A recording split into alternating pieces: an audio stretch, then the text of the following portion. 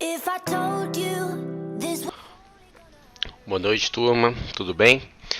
A aula hoje vai ser um pouquinho diferente, tá? Vou fazer ela gravada em vez de fazer ela em formato de live, até como é uma aula um pouco mais técnica, até para facilitar aí o entendimento de vocês, que aí vocês, um exemplo, num slide aí que vocês não entendam, vocês podem ir dar pause, assistir de novo.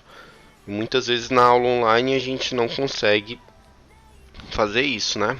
Com certeza que depois eu disponibilizo sempre a gravação para vocês, mas aí vocês têm que assistir todo o vídeo de novo ou ficar procurando aquela parte que você ficou com dúvida, tá bom? Então vamos tentar hoje esse modelo aqui, né? E qualquer coisa depois vocês me passem um feedback aí se vocês gostaram, tá bom? A aula de hoje, gente, vai ser sobre o sistema viário. O sistema viário ele é o conjunto de vias, né, classificadas de um sistema de rodovias, ferrovias ou outras formas de transporte. Simplificando, é a classificação aí das nossas ruas, né, das nossas ruas, avenidas, estradas. Então isso aí tudo está anexado ao sistema viário. O sistema viário ele é organizado de acordo com alguns critérios de funcionalidade e também de hierarquia. Então a gente tem uma certa diferença aí até na questão da hierarquização das ruas. Nós temos as ruas locais, né? As ruas coletoras, as ruas arteriais e as vias de transição. A gente consegue ter todas essas vias aí abrangendo. As locais, até mostrando aqui para vocês, as locais normalmente são essas vias, vamos dizer assim, mais residenciais, que não tem um tráfego muito grande de veículos, tá bom? As vias coletoras são as vias que coletam o fluxo de veículos dessas vias locais. As vias arteriais são as vias que coletam o fluxo de carro vindo das coletoras, ou seja, elas são vias ainda mais grossas, né? E as vias estruturais, um exemplo ali ia ser a nossa BR. Ela é uma via com uma estrutura bem grande que ela consegue aí fazer a captação em massa aí de todas as vias e de todos os fluxos, tá bom? Então só mostrando aqui para vocês, ó, o subsistema viário. Deixa eu só colocar aqui uma setinha, que aí vai ficar mais fácil até de explicar aí para vocês, tá bom? Vou colocar esse pontinho vermelho aqui, que qualquer coisa eu já mostro aqui para vocês. Então, continuando, né, o subsistema viário urbano ele deve se amoldar à configuração topográfica a ser delimitada aí de algum tipo de terreno. Então a gente sempre tem que levar em consideração a topografia do terreno para a gente ter tanto uma economia na parte da estrutura, né, como a gente também ter uma segurança. Então, os deslocamentos fáceis e rápidos que a gente consegue obter aí por percursos mais diretos possíveis entre os locais de habitação, de trabalho e de recreação um tipo aí de comunicação imediata do centro, né, da parte central da cidade com os bairros. E aí a gente tem que criar esse vínculo de uma comunicação fácil, direta entre a parte central da cidade e os bairros. E aí a gente acaba proporcionando as melhores condições técnicas e econômicas aí para a implantação dos equipamentos necessários e também para os outros subsistemas de infraestrutura, né? Nós até já conhecemos vários subsistemas de infraestrutura e percebemos que é dessa forma. Então, a construção racional aí dos quarteirões, praças e logradouros é muito bem-vinda nessas horas. Então, continuando aqui, nós devemos aí fazer conjunções sem conflitos ou interferências antifuncionais, né? Então a gente deve tentar trabalhar sempre com ruas que sejam fáceis de entender, Um exemplo, essa rua aqui em Los Angeles. Olha que agonia você sente ao olhar para essa rua. Um exemplo, eu tô aqui, não sei para onde essa avenida vai me levar, não sei para onde é essa e como que eu devo encontrar uma outra rua para chegar nela. Então é bem complicado, a comunicação é muito complicada. Uma pessoa que já vive nessa cidade vai ter um certo problema de acostumar. Depois que ela acostumar, tudo bem. Ela vai conseguir andar com muita facilidade. Mas uma pessoa que está visitando essa cidade não vai conseguir de maneira alguma transitar sem haver dúvidas na cabeça dela quanto aonde ela está, para onde ela vai. Então a gente deve evitar essas coisas. Essas limitações na superfície viária devem ser trabalhadas lá no desenvolvimento e a gente deve restringir ao mínimo realmente necessário, tá bom? Então a gente deve evitar aí trechos supérfluos, tá bom? Evitar também cruzamento arteriais excessivos e também muito próximos. Então a gente deve tomar esses cuidados. Além disso, as vias que constituem o subsistema viário, elas deverão conter as redes de equipamentos e de infraestrutura que compõem os seus demais subsistemas, em menor ou em maior escala. Então a gente deve tomar esse cuidado. E aqui eu coloquei 4 imagens aqui bem interessantes para vocês, até para descontrair um pouquinho, né, do tema da faculdade, até ver umas imagens aqui bem interessantes, ó. Essa primeira rua aqui, que é a rua que gera mais mais dúvidas no mundo, ela é a avenida aí mais embananada, vamos dizer aqui, assim, né? Essa aqui já é a rotatória mais confusa do mundo. Ela tem uma listagem em um site e ela mostra essa rotatória aqui como uma das rotatórias mais confusas do mundo. A gente não sabe de quem é a preferência, não sabe para onde vai, né? Essa daqui é a rua mais inclinada do mundo. E essa aqui é uma rua até que eu acho muito bonita, é uma rua lá na Argentina. É a avenida mais larga do mundo. Acho muito bacana aqui essa avenida, na verdade. Tá bom? Então bora lá continuar nossa aula. Eita, o slide agora tá me trollando aqui.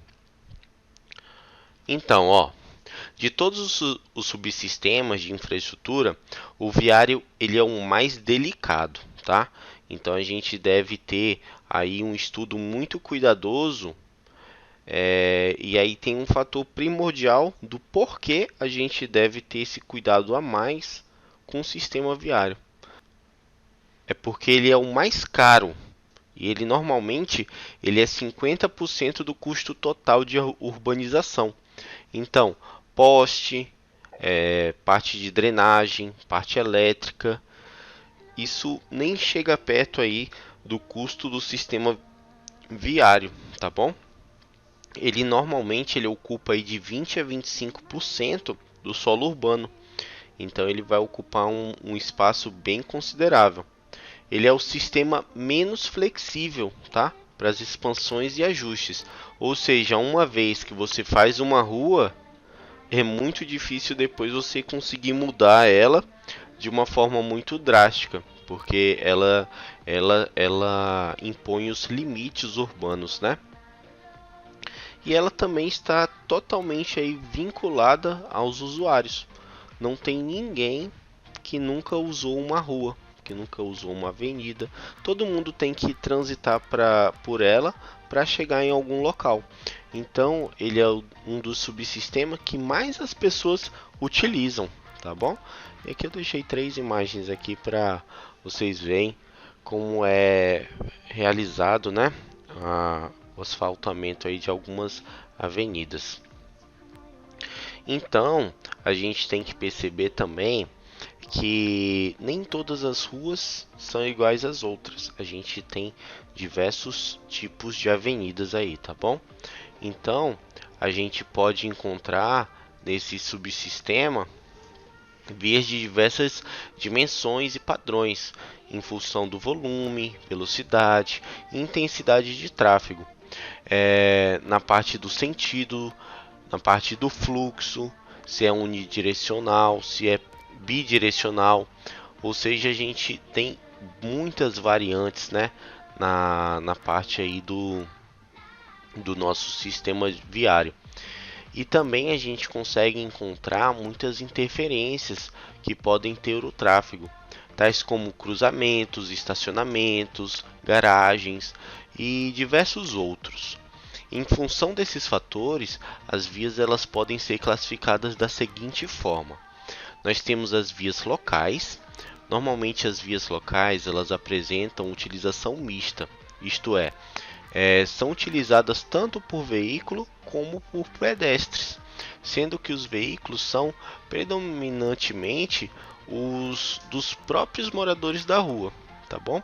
Então, em uma avenida local, quem vai utilizar aquela rua são os próprios moradores.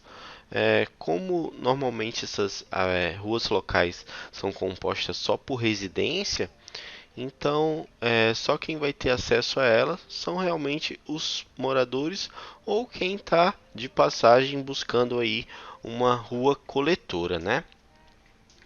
E falando nas ruas coletoras, elas ligam as vias locais, ou seja, elas ligam os setores, os bairros, né, com as vias arteriais.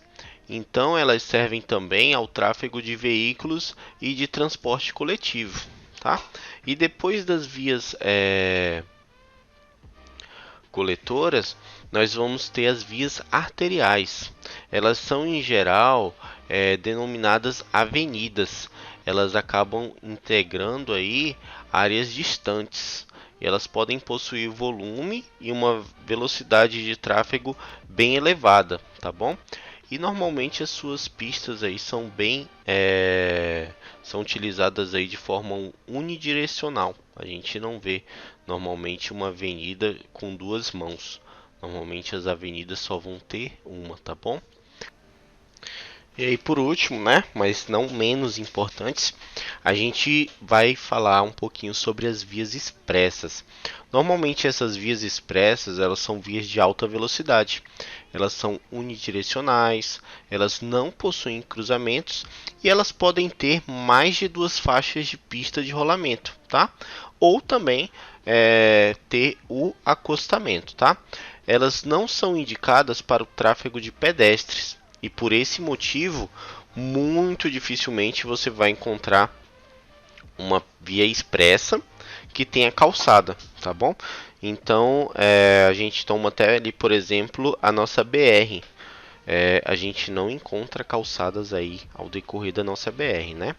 Então, é por esse motivo, tá bom? E aí eu queria mostrar aqui para vocês, só para vocês entenderem melhor, graficamente, né, como funciona esses sistemas aí de ruas, tá? Aqui, ó, a gente pode ver as classificações, ó. A via local, ela está em verde. Normalmente essas vias locais vão ser vias de baixo volume aí de tráfego de carros, tá bom? Normalmente, como eu já falei para vocês, são carros dos próprios moradores. As vias coletoras, elas acabam coletando, ó, o fluxo de carros que saem dessas vias locais, tá bom? Depois das vias coletoras, a gente manda para uma via arterial primária e depois essa via é liberada aí para uma via arterial secundária, tá bom? Então a gente vê essa questão aí dessa classificação das ruas. E aí, ó, como que a gente pode até descobrir quais são as vias de acordo aí com o limite de velocidade? As vias locais, normalmente o limite de velocidade dela é de 30 km por hora, as vias coletoras de 40, as vias arteriais de 60 e as vias de trânsito rápido de 80 km por hora, tá bom? Então isso daí já até um bizu aí para vocês entenderem como que funciona essa questão aí da classificação das vias. E aqui eu queria mostrar para vocês uma tabela, depois vocês podem até dar pause aí no vídeo e dar uma lida, da tabela da classificação das vias. Ela foi elaborada conforme a lei 097 de 99, tá bom? Então a gente vê aqui, ó, as vias locais, né, de acesso domiciliar. Normalmente elas vão ser vias aí de duas mãos ou até unidirecionais, mas elas vão ter no máximo aí, ou no mínimo, né, 12 metros de largura. E aqui vocês vão poder ver, ó, de acordo com o tamanho da via, a largura mínima, a faixa carroçável mínima, tá bom? O passeio lateral mínimo, o canteiro central, se ela precisa ter canteiro ou não. Como vocês podem ver, as vias locais aí não precisam ter, tá bom? Canteiro. A declividade, vocês podem ver que as vias locais têm uma declividade maior por serem utilizadas aí por pedestres, né? E as declividades mínimas são padrões aí para todas elas, tá? Então depois dá uma pausa aí nesse vídeo, dá uma olhada, lê direitinho, que são informações bem legais, ó. A gente consegue ver quais podem ter transporte coletivo, quais não podem, tá bom? Então tem bastante coisa bacana aí nessa tabela. Uma outra coisa que a gente pode ver também é a classificação de vias conforme nosso município aí, ó, município de Paraná. Peguei até essa foto aqui, ó, acho muito bonita ali a ponte, bem legal mesmo. Então aqui a gente tem diversos artigos aí que mostram como são feitas as classificações das vias, tá bom? E aí, como a gente é arquiteto, né? A gente gosta de desenho. Então eu preparei aqui para vocês a classificação das vias em forma de desenho. O PA é a sigla para passeio, tá bom? O SM, que é esse aqui, como se fosse um canteiro, é um separador mediano, tá? Essa F aqui é a faixa de domínio, né? E o FA é a faixa de arborização. Então a gente tem vários siglas aí, mas tem uma legendinha aqui do lado para quem ficou com dúvida. Então, ó, aqui no nosso código de obras aí, na nossa classificação viária do município de Paraná, o passeio ele tem que ter no mínimo aí 2 metros, tá? E aí, como a gente já estudou isso, 2 metros dá sim para plantar a árvore, né? 1,20 mais 70 dá 1,90, ainda sobrar 10 centímetros aí para melhorar aí o tamanho da nossa árvore. A faixa de trânsito ela tem que ter no mínimo aí 4 metros, tá? Cada faixa. O canteiro tem que ter no mínimo 2 metros. E aí a gente vê isso se repetindo do outro lado, tá bom? Isso aí são para as vias estruturais nível 1 e nível 2, tá bom? Já as vias coletoras e as vias locais, elas já têm um tamanho um pouco diferente. Elas já não têm lá a nossa separação, né? O nosso canteiro. Então o passeio ele continua com 2 metros, as faixas de trânsito também, mas aí a gente não tem o canteiro central aqui, tá bom? Então nossas vias coletoras e nossas vias locais, elas têm o tamanho padronizado. Então é bem interessante até depois vocês procurarem esse documento. Eu vou colocar no Classroom e dar uma lida lá. Os artigos são bem interessantes. E a gente tem que trabalhar em cima de normativas, né? Então é muito interessante a gente conhecer as normativas aí do nosso município. Mas aí a gente deve, antes de trabalhar o conceito do sistema viário, a gente deve se perguntar duas perguntas. Quem é que transita pela rede viária, né? E como podemos dividir a rede viária de acordo com as funções desempenhadas por essas partes. E aqui a gente vê, né? Quem usa a rede viária são as pessoas. Tudo bem que vão ter umas motorizadas, mas a maioria aí vão estar mesmo andando a pé, tá bom? E aí a gente vê uma preocupação muito grande aí com a prioridade da função do trânsito.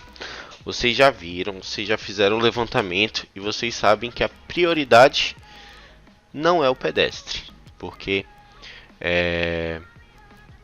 por último aí eles vão pensar nas calçadas, né? As ruas podem estar bonitas, sem buracos. Sei que tem algumas ruas com buracos aqui em Paraná, mas a maioria realmente é sem buracos, pelo menos nas ruas que eu ando, né? São ruas boas de andar e tudo mais, mas as calçadas são lamentáveis, tá? Então, o perfil de via atual, ela acaba privilegiando aí o veículo. Infelizmente é isso. E ela acaba desconsiderando o pedestre, embora deveria, né, ser o contrário.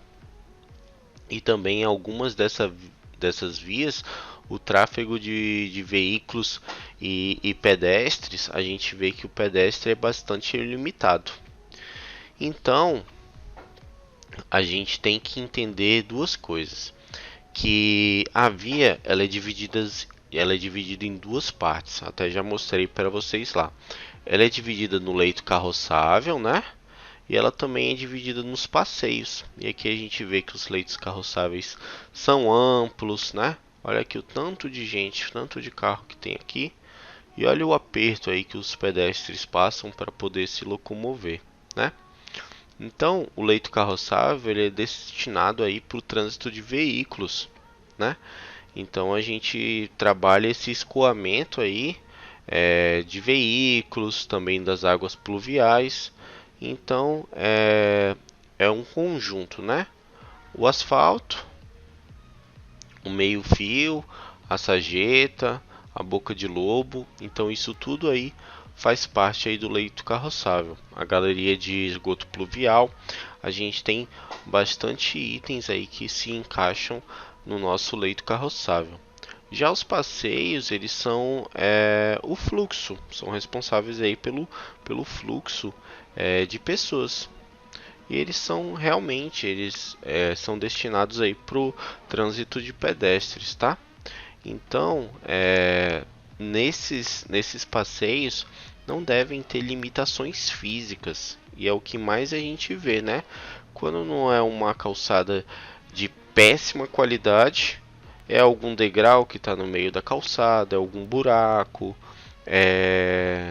sei lá, algum feirante, ou é um restaurante que colocou todas as mesas e todas as cadeiras na calçada e aí não deixa ninguém passar.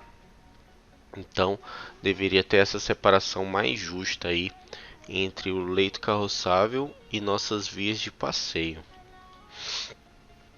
E aí mostrando aqui para vocês, ó, já um outro exemplo onde a prioridade seria o pedestre. Ruas arborizadas, com bastante espaço, né?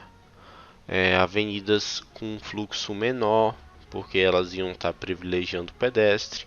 E aí as pessoas se sentiriam com muito mais vontade aí de utilizar, né, essas avenidas. E aí só mostrando aqui em desenho para vocês, esse aqui em vermelho seria o leito carroçável, né, que é responsável pelo trânsito de veículos e o escoamento de água pluvial, e o leito não carroçável, que é a nossa faixa livre, né, que é responsável aí pelo trânsito de pedestres, tá bom? E aí, eu gostaria aqui que nessa imagem vocês dessem uma pausa e vocês observassem ela e me dissessem qual delas você acha que é a melhor solução aí para os moradores. Eu gostaria que você me dissesse o porquê. Então, essa atividade vai estar até embutida dentro dessa aula. Eu vou querer que vocês vão lá na minha aula e essa vai ser minha chamada, tá bom? Eu vou querer que vocês peguem e façam um comentário. O que vocês acharam interessante na aula, se vocês gostaram desse estilo de aula, e também me respondam qual desses dois aqui que vocês acham mais interessante, tá bom?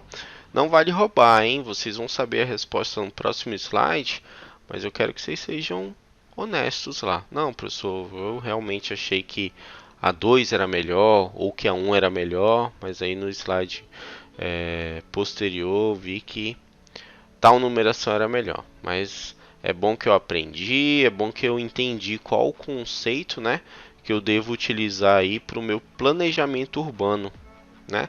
Quero que vocês sejam arquitetos, mas também eu quero que vocês sejam urbanistas. O urbanista ganha muito bem, tá? Principalmente aqui em Rondônia, que não existe. Então, gente, respondendo a pergunta de vocês, ó, o primeiro exemplo, olha o que que a gente vê aqui, ó.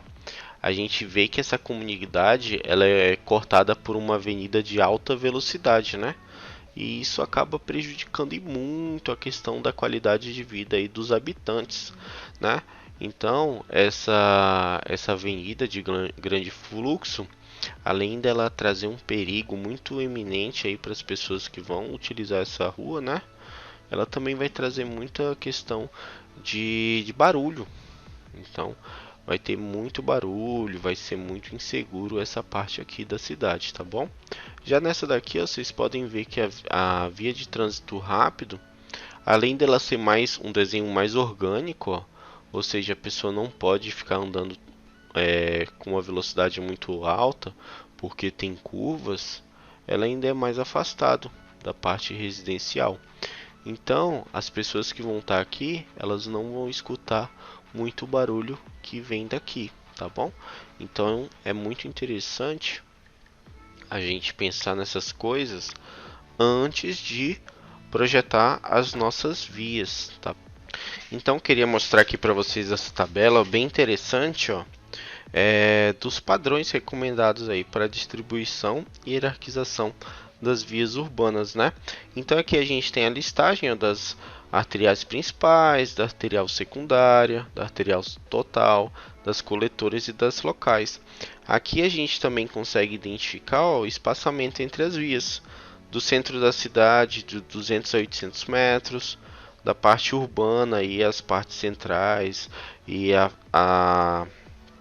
as partes intermediárias de 201 a 800, suburbana de 1500 a 3000 e as áreas periféricas, né, com baixa densidade, a gente teria aí um espaçamento aí entre as vias de 3 km a 4,5 km, tá bom?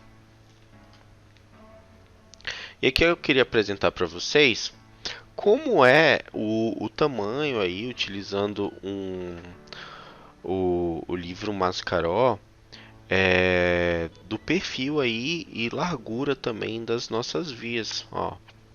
O mínimo, né? A gente viu que aqui em Ji-Paraná, lá na normativa, tá de 4 metros aqui a faixa de veículos, né? As calçadas aqui em Ji-Paraná, o mínimo é 2 metros. Mas aí a gente tem essas outras influências aqui que podem ser utilizadas para outros municípios ou também outras regiões do país, né?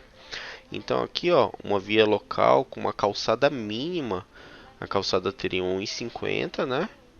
Teria também possivelmente, não é obrigatório ter uma via de ciclista aqui, uma ciclovia ou uma ciclofaixa e as faixas de veículo aqui, ó, de 2,50. Mas era uma via bem apertada mesmo, tá, gente? Já essa daqui, uma via local com uma calçada ideal, a calçada com 3 metros, também com uma via aqui opcional para ciclista de 1,50 m. E a faixa de veículo continua na mesma, de 2,5 m, tá bom? E aqui nos próximos slides, depois vocês podem ir passando aqui, porque assim vai ficar muito repetitivo, por ir falando uma por uma. Mas a gente tem diversas modificações aqui. Uma via já com estacionamento, outra via aqui de mão dupla, né? Com estacionamento paralelo também. Então tem diversos modelos aí de vias, ó. As vias coletoras, ó, nas vias coletoras, as faixas de veículos elas são maiores porque elas têm que comportar os ônibus, tá bom? Então, nas faixas aí das vias coletoras, realmente elas têm que ser mais largas. E aí a gente já vê outros tipos de estacionamento, as calçadas também mais largas aí com 4 metros de largura, né? A faixa de veículo aqui de 3,50 metros. E a gente vê vários modelos aqui de vias coletoras. As vias arteriais, ó, com baia para ônibus, com a calçada já com os pontos de ônibus aqui tudo direitinho. As calçadas aí variando de 3 a 4 metros, né? Então tem vários modelos aqui, ó, vias arteriais com ciclovias. E aí vocês podem até levar em consideração esses padrões, né, para vocês terem uma base de tamanho de rua para quando vocês forem fazer as modificações na rua de vocês. E aí vocês vão saber se ela é uma arterial, se ela é uma local, se ela é uma arterial secundária, se ela é uma coletora. Com essa liberação dessas informações para vocês, vai ficar bem mais fácil aí de vocês conseguirem classificarem as vias de vocês. E aqui por fim, né, a gente teria uma via arterial com canteiro central, ó. A única via aqui que eu conheço aqui em Ji-Paraná, que tem canteiro central, se não me engano aqui no segundo distrito, é a Maringá. A do primeiro distrito eu acho que tem outras também. Só que eu não conheço muito lá, só conheço mais a parte central. Mas aqui no segundo distrito seria Maringá. Mas ela é uma via aí que tem duas faixas de rolamento aí para cada mão, né? Então a gente vê lá que ela seria mais ou menos assim. Uma faixa, um canteiro central de mais ou menos 2 metros e duas faixas de carros de mais ou menos de 7 a 8 metros, as duas juntas. E aí eu queria mostrar aqui para vocês, ó, como seria essa via arterial aqui na vida real. A gente poderia levar como exemplo aí aquela via da Argentina que eu falei para vocês. Acho muito bonita aqui essa via, bem interessante. E aqui para vocês perceberem, né, o sistema viário na parte de estacionamento. Então a gente tem diversos tipos de estacionamento, ó. A gente tem o paralelo, né, que a gente encontra lá na Avenida Brasil, esse tipo de estacionamento paralelo. Normalmente até a maioria das vias utilizam esse estacionamento. Ele é um estacionamento que ele ocupa uma área por veículo bem maior, né? Mas ele só reduz em 50% aí a capacidade da outra via, a via de circulação. Ou seja, se alguém estacionar aqui e depois quiser sair, ele só vai ocupar uma pista, que é a pista que ele realmente vai sair, tá bom? Já essa daqui de 45 graus, ela ocupa uma área de 17 metros e meio, ou seja, acaba ocupando até um pouquinho mais que essa aqui que é a paralela, né? Mas aí, para sair, ela tem uma redução da capacidade da pista adjacente aí de 50%. Então ela ocupa mais espaço. Mas quando ela vai sair também, ela só ocupa uma das faixas. E na minha opinião, a pior de todas seria essa de 90 graus. Na parte de ocupação e tudo mais, ela é até menor. Vocês podem ver que caberia bem mais carros estacionados nela. Só que na hora dela sair, como o veículo tem que sair de ré, ela vai ocupar duas pistas. Ou seja, quando o carro for tentar sair, ele vai atrapalhar duas vias da pista. Então a gente tem que pensar nessa questão, né? Tanto na parte aí da entrada do quanto de carro que caberia, mas também que a gente ia atrapalhar e muito o fluxo de carros. Já pensou? Se tem todos esses carros aqui parados na hora do almoço, o quanto de engarrafamento que ia criar na hora deles saírem? Será que eles iam conseguir sair com uma velocidade interessante? E aí, se vocês quiserem colocar esse tipo de estacionamento nos projetos de vocês, já deixei aqui separado, ó, as metragens, tá bom? De cada estacionamento, ó. Aí se vocês quiserem utilizar, já tem as metragens aqui de cada estacionamento para vocês usarem como base. Aqui a gente pode ver o raio das ruas que a gente vai trabalhar. Então, ó, os raios que a gente vai trabalhar numa rua local é um raio de 5 metros em uma avenida local, ó. Numa coletora ou arterial, 6 metros. Numa via coletora que cruza uma via arterial, a gente vai precisar de um raio de 9 metros, tá bom? Então aqui vão ter todos os raios aí para vocês fazerem a adequação aí no projeto de vocês, tá? E aqui tem alguns desenhos que eu vou mostrar para vocês de algumas ruas que são utilizadas normalmente aí em condomínios residenciais, né? Que são as cul-de-sacs, que são aquelas ruas que normalmente não tem saída. Aqui ficam as residências. Olha aqui, ó. Então aqui tem as metragens, ó, dessas curvas para essas ruas. A gente tem a curva em formato de laço, uma praça interna no meio. Aí aqui tem a metragem, ó, ela teria 19 metros por 12, tá bom? Aí a gente pode colocar ela assim mais lateral ou ela mais central, tá? E aqui tem alguns desenhos para vocês. Essas curvas para utilizar em estacionamentos também. A gente consegue trabalhar com isso, mas normalmente essas ruas cul-de-sac são realmente utilizadas aí em condomínios, e vocês veem muito elas em condomínios norte-americanos. Aqui no Brasil tem, mas é bem difícil deles utilizarem, né? E que normalmente a gente costuma aí encher de muros, portões nossas casas, até por questão aí da violência, né? E essa rua cul-de-sac ela dá uma questão da abertura mesmo da rua, e a casa em estilo mais aberto, né? Mais americano. E aqui mostrando para vocês o sistema viário de uso misto, tá? Então queria mostrar aqui para vocês como que são executadas, né, as faixas elevadas. Aqui, ó, essa inclinação aqui dessa, entre aspas, né, dessa lombada.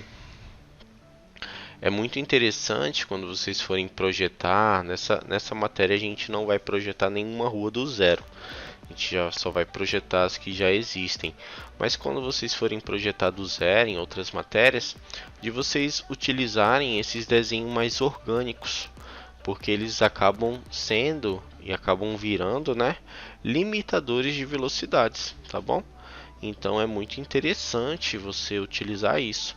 E aqui em Paraná, uma coisa que eu acho bem legal é que eles utilizam esse modelo aqui dessas ruas com orelhas, que a gente acaba largando, né, a calçada aqui nos cruzamentos, e a gente também proporciona algumas áreas de estacionamento sem prejudicar de maneira alguma aí o fluxo de veículos nas avenidas, tá bom? E aqui seria a questão aí das nossas divisões dos leitos carroçáveis. Normalmente essas divisões dos leitos elas são feitas em várias etapas. A gente tem a parte do revestimento, das camadas inferiores, do conjunto aí do meio-fio com a sarjeta, da base, da subbase, do reforço, do subleito. Então a gente tem diversas formas aí de fazer a divisão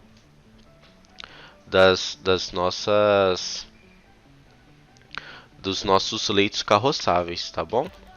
E aqui eu vou explicar um pouquinho para vocês essa subdivisão dividida em três partes. A primeira seria a parte dos revestimentos. A segunda seria a parte aí das camadas inferiores.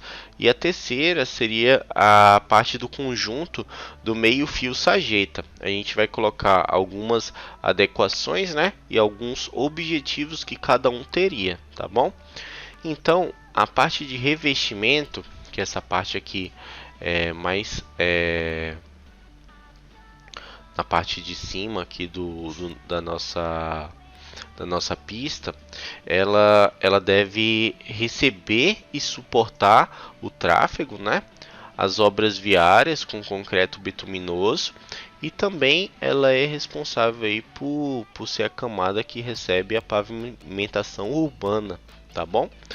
As camadas inferiores, que são essas aqui na parte mais do meio aqui da nossa divisão dos leitos, elas são responsáveis aí pela distribuição das cargas, né? Elas são divididas em base e subbase. Em solos ruins, a gente normalmente acrescenta um reforço aí no subleito, tá? E cada camada ela tem a resistência maior na medida em que ela se aproxima do revestimento. Então, essa camada aqui de baixo, ela é menos resistente que essa camada, que é menos resistente que essa, que é menos resistente que essa, até a gente chegar na parte do revestimento, tá? E aí a gente tem um conjunto aqui do meio-fio e sarjeta, né? Até aqui a gente consegue ver nessa imagem. Eles têm o objetivo de resistir aos desgastes provocados, né, pela água pluvial e também aos impactos de veículos. Então, isso aqui, além de preservar, né, e conseguir drenar essa água, ele também vai proteger a nossa parte aí da calçada. Então, é um revestimento bem mais resistente até do que a nossa calçada, tá bom? E aqui a gente chega na parte de manutenção, que é já chegando aí na parte final aí da nossa apresentação, né? Então vou mostrar aqui para vocês sobre a manutenção preventiva e a corretiva, tá bom? Então, ó, devido ao grande fluxo do desembolso aí necessário para a implantação das vias, a gente deve fazer dois tipos de manutenção. Uma mais barata, que é a manutenção preventiva, né? Que ela compõe aí métodos e processos que geralmente o custo é relativamente bem baixo, tá bom? Então, ela também consegue permitir aí um bom funcionamento da via. Por quê? Porque o usuário não chega a ver o defeito. Como ela é preventiva, ela vai prevenir que essa via normalmente seja esburacado dessa forma aqui, ó. Aqui é horrível, né? Horrível de andar. E a gente também tem a manutenção corretiva, que ela é necessária aí quando a via já apresenta certos pontos danificados, buracos, panelas, valas, erosões. Então a gente vai acabar vendo aqui agora nesses próximos slides quais são os principais modelos aí de problemas que a gente pode encontrar nas vias, tá? Muitas vezes a gente só acha que é só o buraco, né? Mas tem muito mais que isso. Eu nem apresentei todos para que assim a aula ia ficar com 3 horas só de problema que existe, tá bom? Mas aí eu vou mostrar algum para vocês, vou explicar as principais causas e aí vai ficar bem claro aí para vocês entenderem, tá? Então, para começar, né, a gente deve entender aí quais são as exigências para os automotores. Gente, eu não estou fazendo propaganda para Fiat não, tá? Longe de mim, foi porque eu achei essa imagem aqui e achei interessante colocar aqui para vocês. Então, as altas resistências e as cargas verticais e horizontais, elas trabalham aí de uma forma que acabam proporcionando desgastes, né, para as nossas vias. Então, a gente deve fazer as vias já sabendo qual vai ser o tipo de tráfego que ela vai comportar. Um exemplo, a velocidade que um carro pode ir, a velocidade de um caminhão, se esse caminhão pode andar a 50 km por hora, se esse caminhão ele pode andar a 80 km por hora. Por quê? Porque se uma via foi projetada para um caminhão, por exemplo, andar a 50 km por hora e ele andar a 80, por incrível que pareça, essa via vai ter um desgaste enorme, porque ao frenar, né, esse caminhão vai causar uma tração aí nessa via que vai acabar danificando ela de uma forma mais fácil. E aí você também tem que trabalhar a questão da impermeabilidade, para que você consiga evitar assim a deterioração da base dessa via. Então é muito interessante o asfalto ele ter realmente uma resistência bem boa, tá? Então, só para vocês entenderem, normalmente, né? Normalmente eu nunca vi o asfalto de outra cor, mas normalmente o asfalto é de uma cor escura. E essa cor escura, ela gera, né, uma grande variação de temperatura, ou seja, o sol bate ali e esse sol acaba sendo basicamente aí 98% absorvido por esse asfalto, né? Isso facilita muito a penetração da umidade na base, e com essa umidade entrando na base, principalmente na nossa região, que é uma região úmida, o asfalto acaba se danificando de uma forma muito fácil, tá bom? Então, por isso que eu estava explicando para vocês, que a gente deve ter um cuidado enorme aí na questão aí do sistema viário, porque realmente ele é o mais delicado, né? O mais caro de longe e também o que causa maior impacto aí na vida das pessoas, tá bom? E aí eu queria mostrar aqui agora para vocês os principais problemas. O primeiro problema são essas fissuras, ó. Essas fissuras aqui. As principais causas dela é a má dosagem do asfalto, né? Então a gente acaba tendo esse excesso de finos aí ou também de materiais de enchimento no revestimento desse asfalto e uma compactação excessiva, né? Então a gente vê que isso daqui é gerado aí por essa compactação excessiva ou também por uma compactação no momento inadequado. Então a gente deve seguir vários métodos aí de trabalho para que a gente consiga aí realmente ter um asfalto de boa qualidade e sem esses problemas, tá bom? De trincas. Essas trincas aqui normalmente a gente nem vê, né? Quando começa a dar, mas essas trincas elas possibilitam uma facilidade aí para a entrada de água, tá? E aí elas começam a se desenvolver e criar buracos e tudo mais. Aí um problema acaba ajudando aí a acarretar outros, tá? E a gente também tem essa questão aqui dessas trincas transversais, ó. Vocês podem ver que ela está cruzando aí essa pista, tá? Essa daqui ela é uma trinca isolada, né, em uma direção perpendicular ao eixo da via. Então a causa dela principal aí é a contração da capa asfáltica.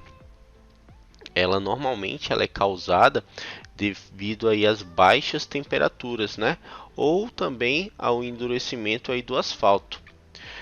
Normalmente a propagação dessas trincas acontece nas camadas inferiores aí ao revestimento da estrada.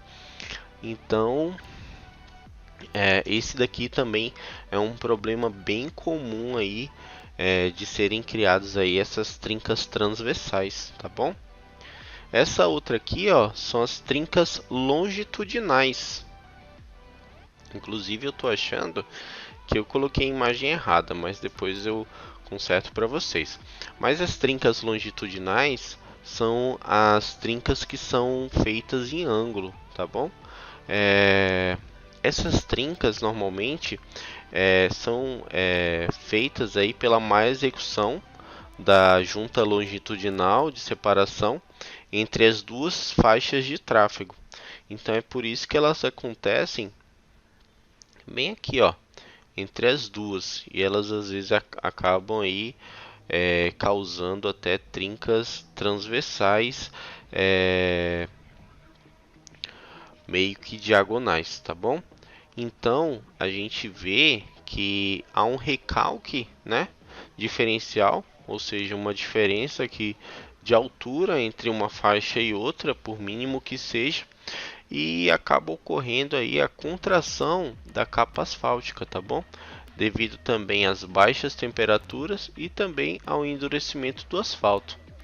A propagação normalmente dessas trincas acontece aí nas camadas inferiores, né, do revestimento também da estrada. Então ela é bem parecida aí com as nossas trincas transversais, tá bom?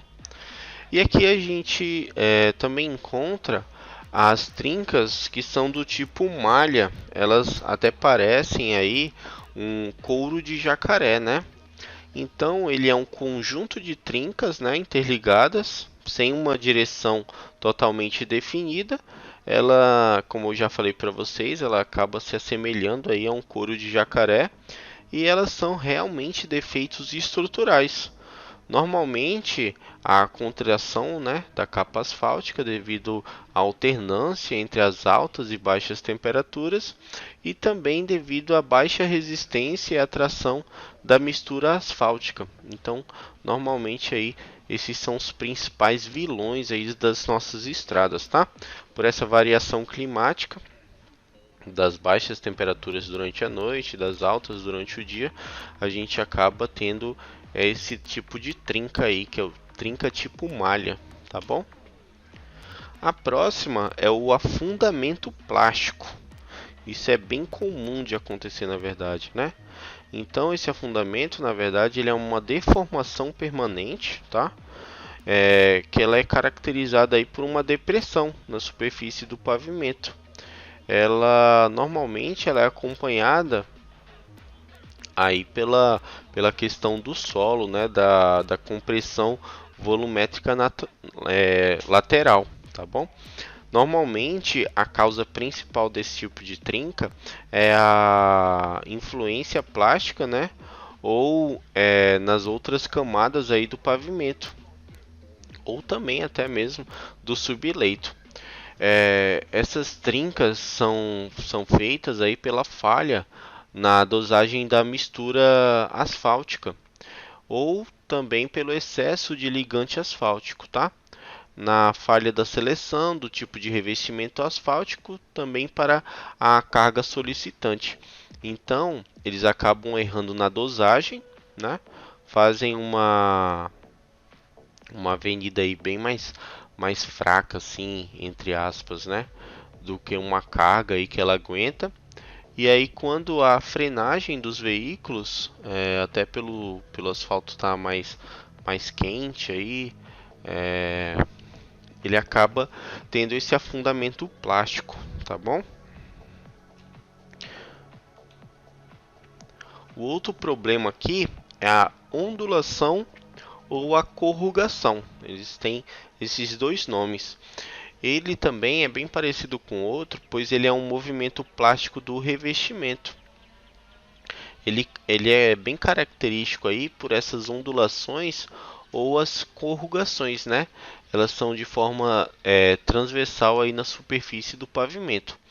Então, a principal causa dela é a falta de estabilidade na mistura asfáltica e também pelo excesso aí da umidade do solo, tá? Principalmente na parte aí do subleito.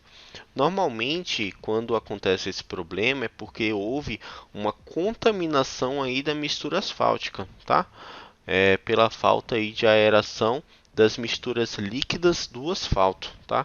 Então, normalmente, quando a gente vê essa ondulação, é exatamente isso. É a falta aí da aeração das misturas líquidas do asfalto.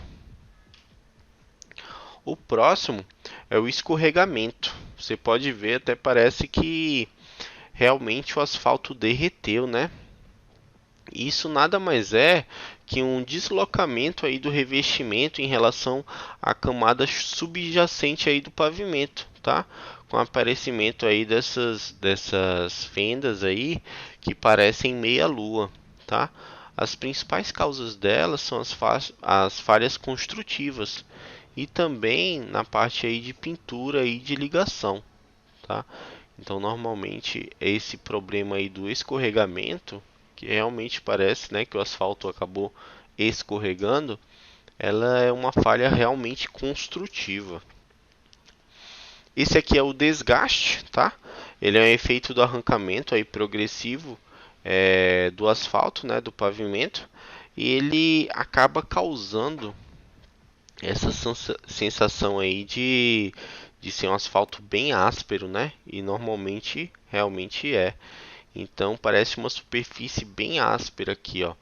Normalmente ele é causado aí pela falha na adesivagem do ligante mais o agregado, tá? E aí essa falha ela é ocasionada aí pela presença da água, que ela acaba ficando aprisionada aí na sobreposição dos vazios da camada de resfriamento.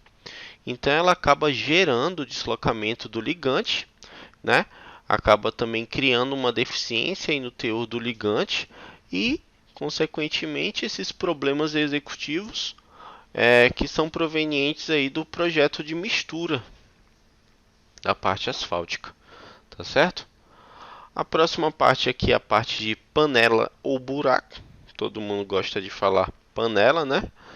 Eu normalmente conhecia por buraco, mas eu já vi muita gente aqui de Paraná chamando isso de panela.